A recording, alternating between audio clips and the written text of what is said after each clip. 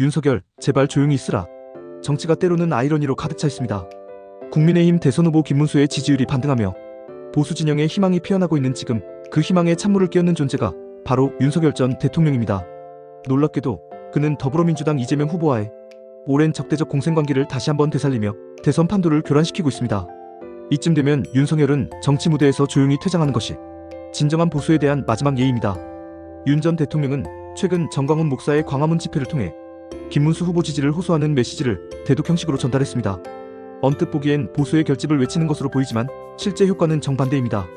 윤석열이 입을 열자 중도층은 등을 돌리고 이재명은 다시금 보수 진영의 혼란을 비웃습니다. 김용태 국민의힘 비대위원장이 윤석열은 국민의힘 근처에 얼씬도 하지 말라고 말한 것도 우연이 아닙니다. 이는 당의 공식적 결별 선언이며 윤석열이라는 이름이 더는 정치 무대에서 효력을 발휘하지 못한다는 의미입니다. 더 심각한 것은 윤석열 전 대통령의 등장이 오히려 이재명 후보에게 선물처럼 작용하고 있다는 점입니다. 이재명은 즉각 반응했습니다. 내란 수계가 보낸 편지를 목사가 낭독하고 있다며 윤석열, 김문수 연대를 극우, 내란 세력의 귀환으로 프레임 짜기를 시작했습니다. 이재명은 기다렸다는 듯 윤석열의 등장을 이른바 공세의 먹잇감으로 삼아 김문수 후보를 정광훈, 윤석열의 꼭두각시로 몰아가고 있습니다. 한마디로 윤석열의 등장 자체가 이재명에게 날개를 달아준 셈입니다. 그렇다면 윤석열은 왜 굳이 지금 등장했을까요? 본인이 탈당한 지 2주도 채 되지 않은 시점에 당의 대선 후보를 향해 지지를 표명한 행위는 당원 개정으로 대통령의 당무 개입 금지를 명문화한 국민의힘의 방향과도 정면으로 충돌합니다. 김성태 전 의원의 말처럼 이는 중도 무당층에게 고춧가루를 뿌리는 행위이며 이재명 당선을 위해 발벗고 나선 것으로 해석될 수밖에 없습니다.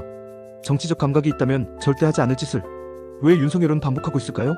정치공학적으로 보자면 윤석열과 이재명은 상호의존적 적대관계입니다. 윤석열의 존재가 클수록 이재명은 피해자 프레임을 강화할 수 있고 이재명이 살아있을수록 윤석열은 적대의 대상을 통해 본인의 정치 생명을 연장할 수 있습니다. 그들은 서로를 비판하면서도 사실상 존재의 이유가 되어주는 관계였습니다. 그러나 이제 그 악의 고리는 끊어야 합니다.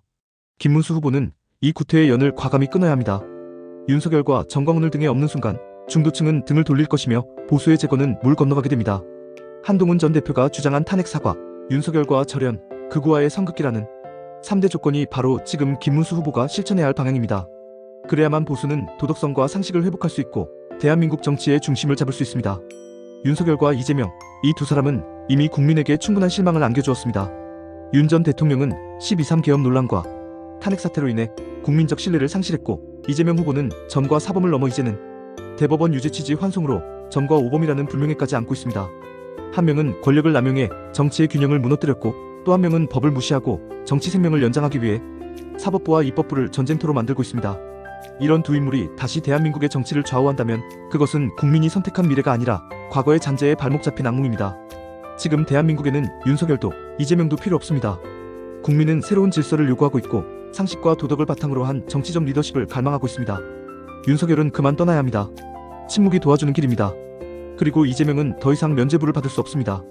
진정한 정치의 회복은 이 악의 두 축이 동시에 퇴장할 때 비로소 시작될 수 있습니다.